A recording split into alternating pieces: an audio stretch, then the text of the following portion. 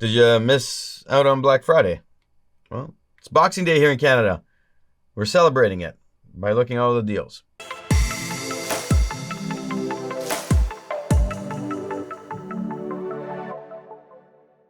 Welcome back to another video. My name is Nikos. Today we're talking about Boxing Day. It is the day after Christmas for all of you out there that are outside of Canada and don't know about Boxing Day. Boxing Day is celebrated as the day after Christmas Day, where everything goes on sale. Not everything, but most things. It used to be an awesome day. We used to line up and wait for the deals, the door crashers, and we would enjoy just spending the day shopping and buying new stuff and then going and playing around with video cards and this and that. But those days have kind of changed because of Black Friday, and Black Friday you can get a lot of stuff here in Canada as well. But in the last few years, because of what's been happening in the world with the pandemic and the supply chains and all that, the deals haven't been the way they used to. I'm waiting for those days to come back, but there are deals, and these deals are going to be available. Now, if you're outside of Canada, you might find of interest what the deals are here, because it could tell you some predictions of the future of what's happening with the cameras that are going to be coming up, what the price point should be at, etc., etc. And some people have messaged me and be like, hey, I can buy it and send it in from this one company. This is great. Thanks for sharing it. So that's what happened with the Black Friday deal. So now, Black Friday, I did buy the R6. I did buy a 24 to 70. I also bought a R5, which I really love, and I got a 15 to 35 as well. Great cameras, but with that, we got to look at the idea of what could be happening in the future, and how does that look and feel overall. Now, why do I say this? Well, a lot of people are going to be like, well, the new cameras are coming out. Yeah, and yes, Billy, they are. But the question is, what do you need and what do you want? So the idea there are two different things. What are you investing? What are you spending? And we're going to look at it in terms of where you at. This video is really for those people that are into getting their business going online, getting some content going. It is for those people that have been around and they're looking to upgrade. Of course, creators who want to upgrade, figure out the next path, etc., etc. The idea here is to look at the deals, see what's available, understand, hey, what's coming down the pipe, because we do know the 5RC, for instance, R5C is coming out. We do know there's going to be another two cameras like the crops sensor one coming out. We're going to be looking at a different camera that's going to replace the R and RP. So the question is, would you be wanting to buy those? And that's what we're going to get into. Of course, I will be doing a lot of reviews on cards coming up, so do subscribe. I just picked up the Angelbird here, the 1 terabyte CFexpress cards. I am doing the testing on this Extreme Pro. I would not recommend it right now. It's just kind of like, but I mean, let's see what's going to happen with the other cards. So do subscribe if you are interested in those.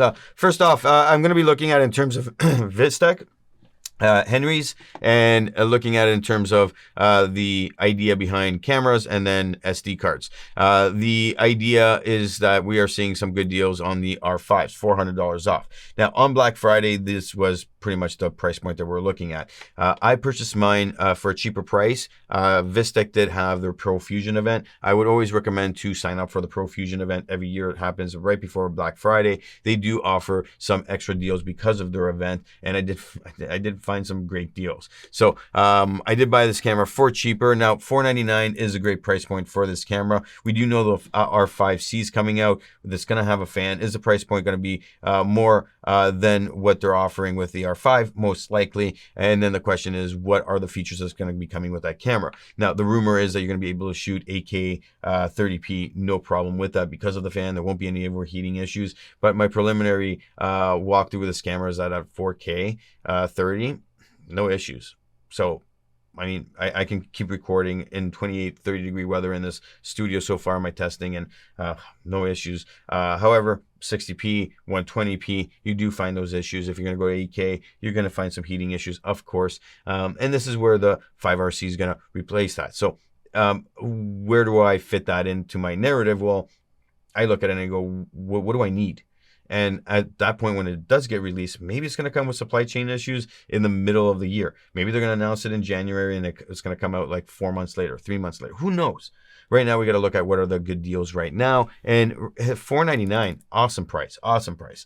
Now, when you're looking at it in terms of the R6, smaller sensor, 20 megapixels. It's $300 off at $31.99. Now I got mine for like $29.99 during the Profusion event, cheaper again, and I went for the R6 first. Now I went for the R6 first because I was looking at it and saying I just need 4K all the time.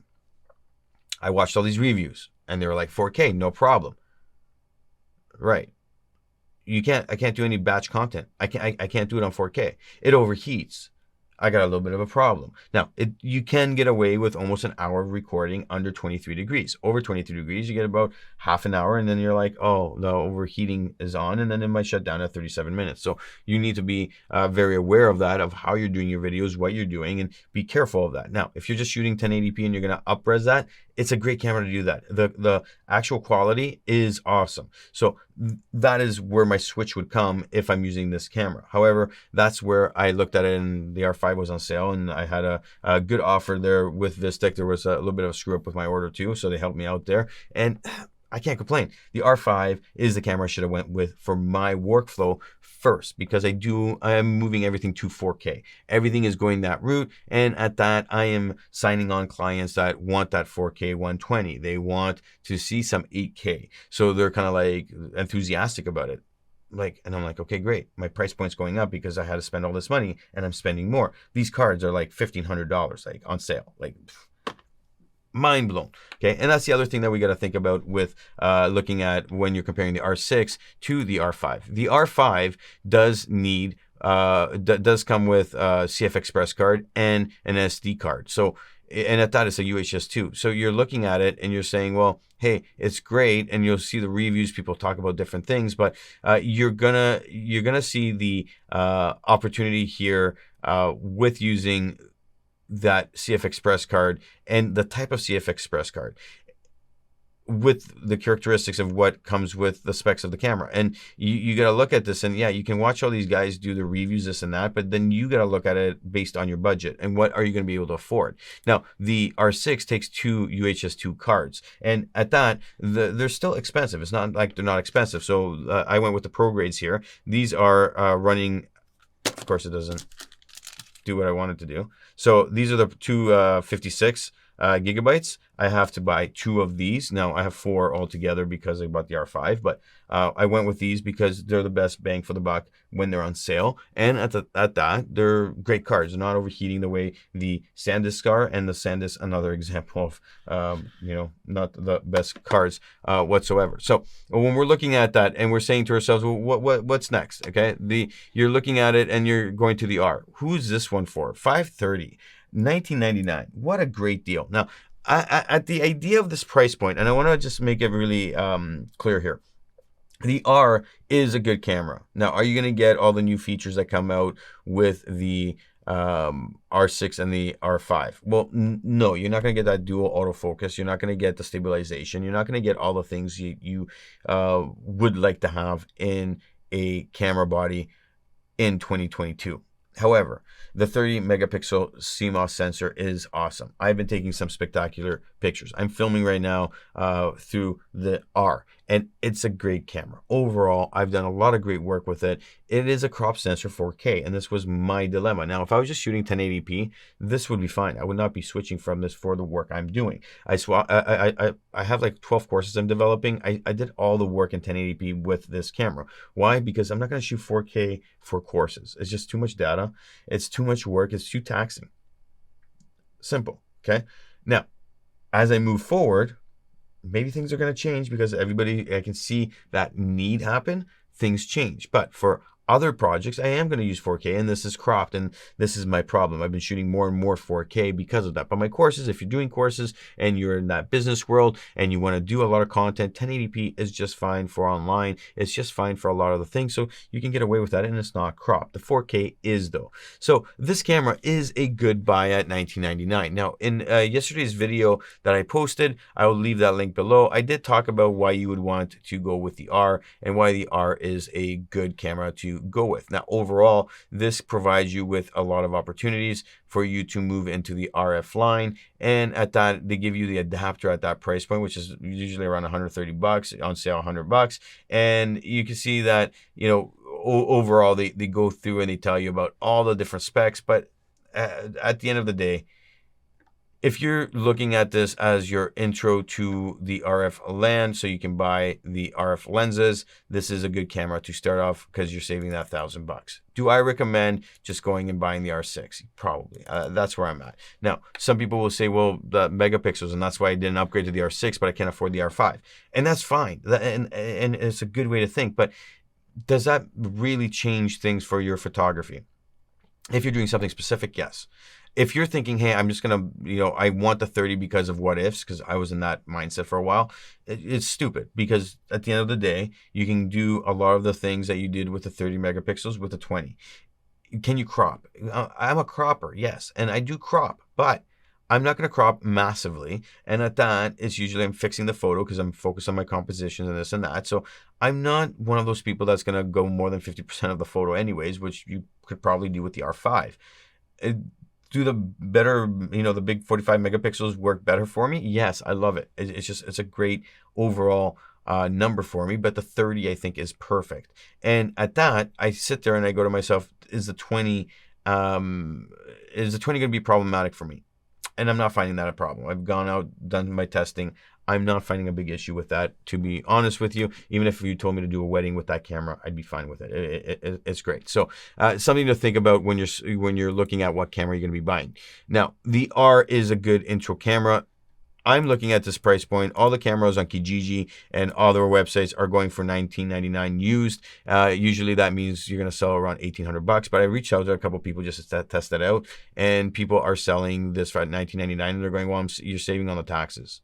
And that's the end of the conversation. Something to think about there. Of course, you got to look at it in terms of where's the value going to be in the next couple of years if you do buy this camera right now. And I think it's going to come down to about $1,500. That's the price point. And especially if you're going to keep it for a year to 2 years to 3 years, in that range, you're going to be seeing this price point of around $1,500 to sell it used. I don't think they're going to drop it much more than that, but I think they're going to just kind of like take it out of the ecosystem as they're going to be replacing it, and that's where you're going to see a significant drop, and then it's going to just maintain itself because people love this camera. It's a great camera to have. It's a beast of a camera. It gets the job done. So something to be thinking about there. Lenses. Now this is like the 15-35. I got mine on a good deal, and I wish I had bought more lenses, to be honest, but they're expensive. They're this one's $2,899. Now I did buy mine for a lot cheaper because of the Profusion event. So I literally spent more money,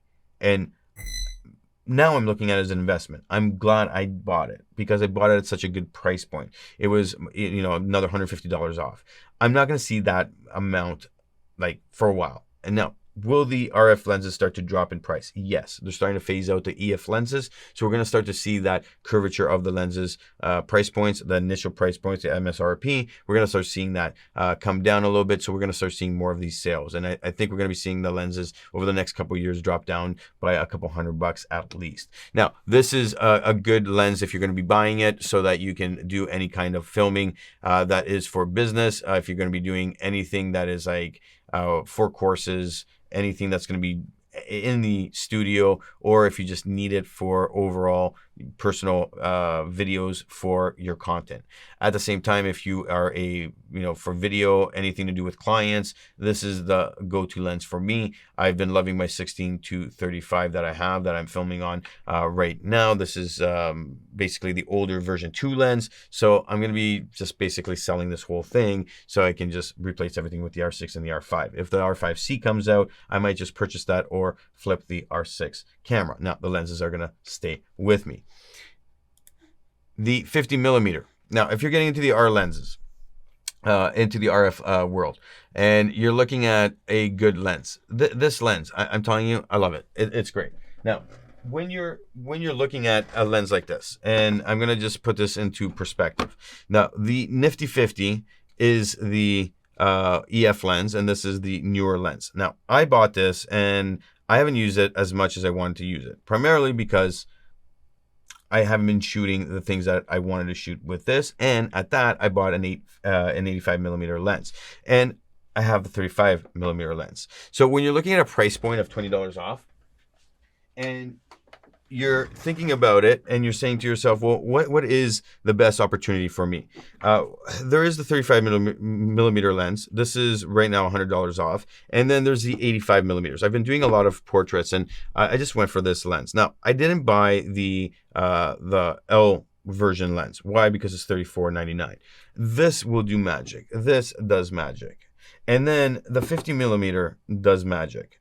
I haven't been doing a lot of gimbal work, so I haven't been using this, but this is what I typically would put on the gimbal. And I would have a 50 millimeter and a 35 millimeter. What's happened with the idea of COVID and the lockdowns, I haven't been using this as much for client work, and I haven't been doing I've been doing mostly hand shots than anything with the R. Now that I bought the R5 and the R6, it's even better. These lenses though, once I get back into doing anything gimbal wise, these are the lenses to go with. Now, if you're going to be doing portraits and you want the next lens, would I recommend you going and buying a kit lens that comes with the camera? So if you look at the R6, it'll usually come with a kit lens. I would not. What I would recommend is that you look at buying two of these lenses, the 35 and the 50 millimeter, especially if you're doing any work with your own studio, with your business work, and so on and so forth. These will do awesome work. The 85 millimeter would be if you're any kind of creator that needs to do any kind of photography where it is people involved. This is just, it's a darling. I've been using this. I love it. It is great. The bokeh on this is great. If you're going to compare it like hands-on photographers, you know, the professionals are going to be like, well, I can see the bokeh difference. Yes, you can. And that, you know, that $34.99 price point for the L series, yes, that is the lens of lenses. But the clients, they're not going to see the difference. The clients are not going to be able to be like, oh my God, I wish we had that other lens. That is not going to happen. And I want to just state that because I've been shooting a lot of stuff with the 50 millimeters. And yes, this is the nifty 50. And I've been using this on my T7i. I've been using this on the R. No issues. Until I picked up this, I was using this on the T7i, on the R, and no issues. Okay, no issues. So something to think about when you see these on sale, and you're not going to see them more than the $20. And that's because the price point that they're at. Like this is, you're not going to be seeing them cheaper than this. This is, they're going based on the bottom line of whatever Canon's giving them right now for that. So these are something to think about when you're looking at comparisons. Now, if you're planning on buying something like one of these big lenses, I would recommend it if you have the budget because you're going to be keeping this lens anyways for a long time. Now, a big issue with me and my buying of or delaying to buy the R5 and the R6 this year was because I was debating on switching to Sony. I was thinking about switching to Sony and primarily because of the lenses. And then the lenses came on sale and that really firmed up my decision. Now, when we're looking at the idea of just switching over to cards. And yes, the Sony cards are on sale here for $64 off. These are expensive. Now, this is, if you go to the R5, you're going to need these CFexpress cards. And this is like a price point of 512 gigabytes. It's $875. Expensive. You're going to need to buy something like this. Now, with my workflow of shooting both video and stills and a lot of like that 120 frames on the 4K, this 256 is worthless for me. I will fill this card up so fast. 512 is a bare minimum. And then you're looking at 875. So now, you know, you're going to need like at least 2 cards of this. So if you are going to the R5 and you want to shoot those high frames, you're going to need something that's this expensive. You can't just use the UHS-II cards. Now, on the SD cards, yes, they're on sale. Now, I wouldn't recommend these 170 megabytes on the V30s. You can get away with them on the R. However, I would still say go get a UHS-II card. Now, these 170 megabytes per second, I have made a video specifically on the marketing and bad practice, in my opinion, with SanDisk. I'll leave that link below. I just don't agree with this marketing with these kind of reads, but you need the specific card reader in order to reach 170, and that's just for reading. Now, again, Sony comes through with an expensive card on the UHS-II, and that's at 309. Again, not a lot of sales happening with these cards, and you got to really think about this when you're looking at purchasing anything for your new setup. Now, you will need a UHS-II card, and these are not bad. 128 gigabytes. So I went and bought this card right here. It's $157.99 for the 64 gigabytes. Now I did buy the 128. It's at $294. Now I bought it through Amazon for much cheaper, and like honestly, I have it right here. This card right here, I'm testing it out still. There's some issues with it. I'll be making a review on this. I've reached out to the company. I'm waiting for them to get back to me on a few things before I launch the video. But I mean, they've already told me just send it back. And I'm like, and they'll give me a new one. And I'm like, I can send it back to Amazon because I bought it from Amazon. But like, their marketing is off. Okay, their marketing is off. And at that, I'm just looking at it and saying, do I want to stick with a company I don't feel like I can rely on? Now, when you're looking at it, in terms of the Angelbird, this is a new company that I have started to recommend, and I have tested some of their products. And of course, the idea of their CFexpress cards, these are the ones that I'm going for. I'm going to be doing a review of these. I just picked them up. They're 1 terabytes. And at that, they do offer these 300 megabytes per second V90 cards, the UHS-II cards. The price point is again high. So what did I end up doing? I went with the Progrades. So these are the Amazon. Let's go hand over to, you know what? I have the link here. So Prograde, they do have these nice cards here. I ended up buying a few of these. These are the ones I showed you earlier. So I've bought these a couple times, and they do come in a fancy package like this, where basically it's just a card and it comes in this manner. So these have been darling. I can't complain with these. These do go on sale down to $264.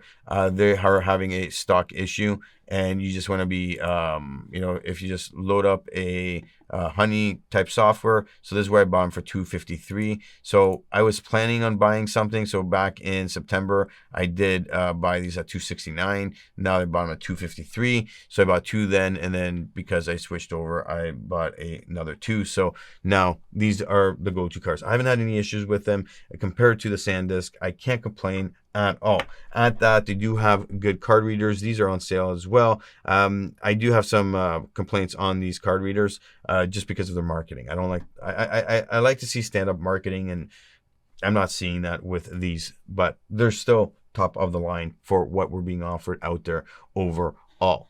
When you're looking at it from a perspective of looking at any of these products with different companies, Henry's again is similar to a previous video I made earlier today with the different companies from Memory Express to Canada Computers. The deals that they're putting on for $479 for something like the A7S III, they do have a deal over at Vistek for this camera. They're dropping the prices, and the question just becomes, what is good for you if you're planning on switching over to Sony? I was thinking of doing this, but then the lenses came through for me. The price points on the CFexpress cards at different companies, they do have similar price points. So be aware that you're going to be seeing some of the companies raise their prices on the MSRP aspect, and then putting a deal on bringing down the price. So you want to be looking at it and saying, okay, I'm not going to be faithful to one company. You're going to be shopping around to make sure that you are buying the best. Now, CFexpress cards, I want to be touching base on this because this is a critical topic.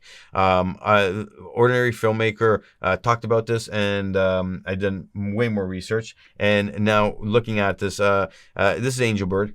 And they do have, if you're moving into the ecosystem of the R5, they do have a whole bunch of set of cards that they released. Now, there's a 2 terabyte, and these are basically the Pro series. Now, I bought these. I got 2 1 terabyte cards. These can shoot 4K, 6K, 8K, and 12K resolutions. Now, what this card will do at $749.99. Now, I bought mine on a good deal, and I bought them for actually $750 Canadian from Red One in Montreal. These will go up to 1,500 megabytes per second on the right.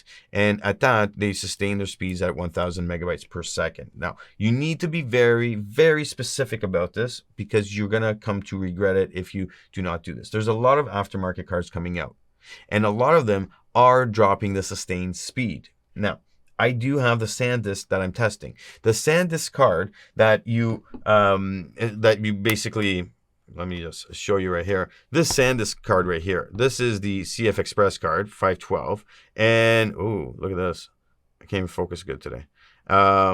This card right here is overheating like crazy. This card seems like there is, I can't find the actual sustained speed, and it looks like the sustained speed is around 400 megabytes per second. So what happens on a camera like the R5? Well, one, it's overheating.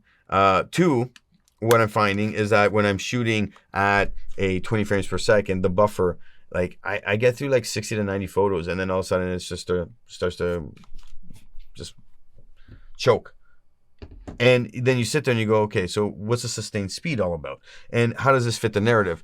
Well, you're looking at this idea of that minimum rate speed. And 1,000 megabytes per second, you got to take a step back and you got to look at this and you got to say to yourself, is this enough? Now, with my calculations, it seems that this will be enough, but with range of about 1,200 megabytes per second that you really need. Now, there are faster cards in this. What are those faster cards? If I go back to the XT version, now this one, it comes into two sizes. They'll be releasing a, the more coming soon. So they have released this 1320 gigabyte.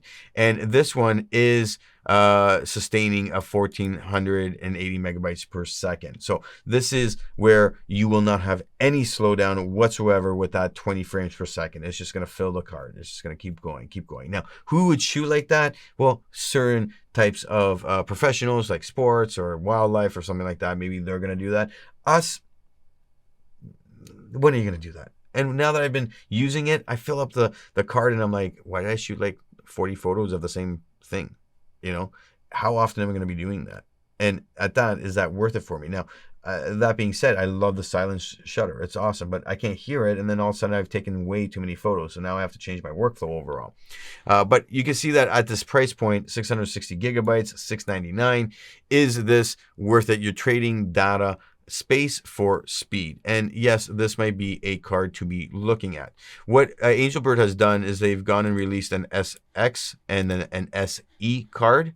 And when you look at the SX card, it's 160 gigabytes for $179. This price point is ridiculous. Now, this will sustain a speed of 1480 megabytes per second, which is similar to that XT, but it's less. So this is helping a creator who needs that to take advantage of that speed. Now, for me personally, using this camera, just saying, just throwing it out there. If you need the speed for that 20 burst frames per second, you're going to fill this 128 gigabyte card in no time. Like, you're going to blink and it's going to be filled. And then you're going to be like, what do I do now? Oh, I need a couple of these. And this is where the price point does fit the narrative. This is great. The price point is great here at $179.99. I can't complain about that. But I'm just saying, hey, you got to be very careful with this. So yeah, maybe I'll buy like 4 of these cards, 3 of these cards so I can have, and I can switch through. Or maybe it's just worth buying the XT in that case. So you got to think about this in multiples. If you're just buying one, that changes things. When I was talking to the ordinary filmmaker, he's like, well, you know, it would be, I would have the 1 terabyte for video and regular stuff. And then if I ever need the other one, I'll have the 160 gigabytes there and I'll go with that card. And it's like, what kind of kit are you carrying? Like, is that feasible? Is that manageable? Is that something you want to be doing? You know, you just think about being in a wedding, you know, and trying to take pictures that way. Think about you're out with a client and you're like, what? You're going to stop and be like, oh, hold on, let me change the cards for that. And I've been thinking about scenarios like that where I'm like, he makes sense with what he said. It's good to have one of these cards around, but at that point, you got to think about your workflow and think about what you're doing and is that needed. Now, if you're not there yet, well, you know, at the same time, they have these, and this is what got me. It's 512 gigabytes, 179 card for a up to 8K resolution. This goes up to 800 megabytes per second sustained. So they've dropped the sustained speed on this while maintaining 512 gigabytes, which is a great amount of space. Now I can buy a few of these cards. So when I'm looking at the price point here of $179 for what I bought, now this translates into what, $245 now with the US conversion, and I could buy 3 of these cards for the price point I paid for 1 terabyte, and then I justify it with the speed. Now, from my work with I just picked up the 1 terabyte, so I'm still testing these, but I've been editing off these cards. Like, I haven't even moved them off to my system just to test out how that works. No problems, because they're that quick. They're fast enough to do the things I need to do. Now, I haven't tried it with 8K and stuff like that, but like, you know, at the end of the day, that's fast speed. I'm getting 200 megabytes per second faster, so I'll be able to maintain a bigger sustained shutter speed burst. But I mean, it's thinking about it, you know, I might buy 2 of these cards. I'm not sure yet. This is something that I am thinking about. Now, who are their, you know, immediate, what I would say, immediate competitors? It is Prograde. And when you're looking at Prograde, if you're thinking about buying some of these cards, they're going to go back on sale. I did show you the UHS-II cards, but if you're looking at it in terms of waiting for a sale for one of these, what I would be looking at is the Cobalt versions. And these ones come in 325 and 650 gigabyte versions. Now, these will have a sustained speed of 1400 megabytes per second, and both on the 325 and the 650 gigabytes. I don't have big complaints with this company, to be honest with you. They do have a chart here of which you want to be using in order to use all the features of the different cameras. And yes, you can get away with the Gen 2 versions of the gold. Now, these still, though, sustained speed is 400 megabytes per second. So you're not gonna, when you're looking at stills, you won't be able to get that 20 second per second frames and clear that buffer and be okay with that. So all of this is something to be thinking about in terms of what is out there for Boxing Day. Yes, these things are not on sale, but they can be on sale. And I did buy these for a good price. And when I'm looking at the like, well, almost $70 savings there, it's huge. So if you can wait, they will be going back on sale once stock comes in. And I believe a lot of the things are going to be going back on sale once people or once companies get their stock coming in, because they've ordered a lot because of what's happened this year with the pandemic. So try to take a step back and see, what am I needing right now? What am I going to need? Don't stress it. Don't rush it. Don't be like, hey, I'm going to go just buy it now and be done with it, because you're going to come to regret it when you see it on sale down the road, especially if it's not a kind of Boxing Day scenario. So those are the kind of things I wanted to be more specific on the camera aspects. Look at it from that perspective and go from that mindset when you're looking at these cameras. Now, I want to go back and finish off this video with some talk about the DSLR deals. And I want to go specifically to the Canon, not mirrorless, DSLR Canon. Now, there are some deals happening with the full frames, and we are seeing, so there's the, oh, sorry, wrong, that was the wrong one. I want to go back to the RP. I want to come back to the 90D body, and I want to talk about the 6D Mark II. There we go. So people have asked me, all right, what's happening with something like the RP? It's $230 off, and I just want to point this out. Okay, $230. It's $11.99. I can't stress this enough. It comes with a lens. This is your kit lens, and this is great and all. Okay, it's at $11.99, $230 off. Now, when I'm looking at this, this is a good entry to walking into what you need, especially if you're going to be shooting 1080p. Again, this is cropped at 4K, so you're getting 5 frames per second. The 26.2 CMOS sensor, it's good. It's a good size. You're going to get some good work with this, but you're not going to achieve what you want with this camera in the long term. And I think you're going to come to regret it, especially at the price point, especially when you can spend an extra $800 to get the R. And I'd be looking at it in terms of that mindset. Now, these lenses, you'll be able to use the lens again, and this is a good lens to use, but it is an f4, and eventually you're going to be looking at it and saying, hey, I want to get something with a little bit more bokeh in there, and that's going to be a natural progression. And at that, you're going to come to regret buying something like this. I would be looking at it and I'd be saying, hey, if I go for something like this, and I look at it in terms of just the RP full frame, you can see that they're putting the sales on with the lenses. Why? Because they know that the actual value of the RP is not that high. And that's why they're adding those lenses and giving you that deal. So that lens really brings down the price of this camera body overall. So if you're just going to buy this without a lens, you got to look at these kind of deals and think to yourself, hey, what do I actually need? Now, the price point when you're looking at $12.99, this isn't a true price point in my opinion. I think this is more of a $1,000 camera, and I think that once they start to bring out the newer bodies this year, this will be reflected there, and you're going to see this phase out, and then the used market's going to be around $1,000 for these. So will you lose your money necessarily? No, but how hard will it be to sell something like this?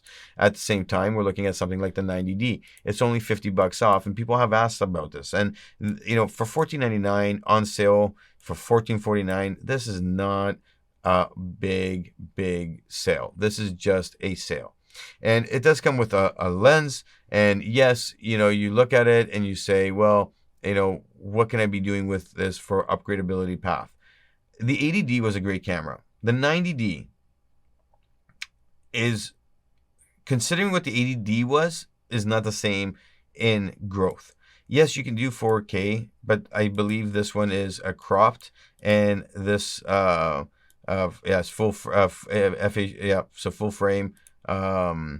120 frames, so this is just 1080p. It is a good camera overall. You're going to get what you need out of this. It is going to be good, but I mean, when I looked at this, I looked at it and I said to myself, do I really want to go the route of 90D? And at that, other people have asked me about the T7i, it's T8i, because I've had the T7i. I looked at this camera, and to be honest with you, this is a good entry point. But I think it's a tad too expensive. They raised the price on this. So these cameras used to be around $800, and they've raised the price on the T8Is, primarily because they were still selling the T7Is. Now you can do video recording at 24 frames per second on the 4K. It's not going to be the best image, of course. It is an APC format, and your natural progression from this would be a 90D, and then looking at jumping into the R series. Everything is moving to mirrorless. So would I say or recommend, hey, go for something like this? Like, you'll see this on sale for like $100 off. So don't go buy it now, but you'll see it on sale. And this is a good intro camera, of course. But I would say that you're looking at it in terms of where's your next step to this, and you really got to think about it. So people that are thinking about going into this is more of a consumer side. You're not going to be really thinking about upgrading until the T9i comes out, or you're going to jump up to the 90D. And that's something to be mindful of. Now, what would be the next step to that is the 16 Mark II. The 16 Mark II is $200 off. And this is another point I wanted to mention. This camera was purchased by my friend like 2-3 years ago. It was before the pandemic. And at that, this was the price point it was at. And then all of a sudden, we're looking at it and we're like, why are you finding it for $18.99? Like, he bought it on sale from $16.99 for like $30 off. And now it's $18.99 with $200 off. Why is this? Well, people start all using the DSLR cameras. They still have the lenses. They don't want to upgrade to the RF lines. So they're sitting there using these kind of cameras. So your natural progression would be to jump into a 6D Mark II type thing, and then use all your lenses and move forward in that manner. Now, if you have cropped sensor lenses, well, clearly you're going to have some issues with this type of movement over, but you're going to be able to go into that L lens category by the used lenses, like the one I'm shooting on right now, and this would be kind of like the push towards that. Now, on that sale, again, I just don't see this, and at that, if I'm looking at any of these cameras, I'd rather buy them used than new, just because I know that the price point they're at, I'm going to lose money in the long run. That's the bottom line. The R lenses, the RF lenses, those are the future. People are moving towards those. So they're going to buy the R, and then they're going to go, hey, the sales on R6, let me go jump up to that. Now they're going to see the new line of cameras come out. Those will drop in price, but they're going to still be wanted cameras compared to something like the 60 Mark II and so on and so forth. So these DSLRs, they're being phased out. We're going to see that these price points will maintain themselves because there's still a need for them. Now, will this be for another 2 years, 3 years? I don't know. The question just becomes, when is the new rotation going to come with the new cameras? How is that going to fit the narrative with everything that's happening on the supply chain issue, the pandemic, so on and so forth? And then how is that going to fit the narrative overall with people moving forward? So taking a step back in all of this and thinking about it thoroughly, my recommendations, of course, would be to be looking at that R if you're just starting out. I would be looking at the R6 if you're growing into something, and I would be looking at the R5 if you are at that place where you're going to be making money from actively making money from clients to be able to charge accordingly with the camera. Like, these are expensive. Like I'm telling you, this is expensive. And on top of that, you're going to need hard drives. You're going to need this, that. Like, I already have my hard drives filled up, and I have a lot of space. Like, I have terabytes upon terabytes. And I'm like, oh my God, like, do I need another 2 terabyte? And that's what I'm shopping for tomorrow, and today and tomorrow. So I'm like, I'm sitting there going, oh, I'm filming this at like 1 in the morning right now because it's, 1:42 right now. And I'm looking at it, I'm saying, okay, what are the deals out there? What am I going to be buying? Let's think about it so I can make accurate, good decisions. But overall, this R5 camera is now costing me a lot more money than expected originally. And I'm looking at a big jump here of at least, $2,500 just for space. That is something to think about when you're using this camera. Now, can you get away with just UHS-II cards? Of course, but you're not going to use the camera to its full capability. So then what's the point? So I think I've rambled off enough. My name is Nikos. Leave your comment, your questions below. I hope this video was helpful and more than just the sales. I wanted to go through some explanation. I will leave links below. Please do subscribe as I do more tests if that is your thing and you want to see what's best for you. And of course, check out these 2 videos.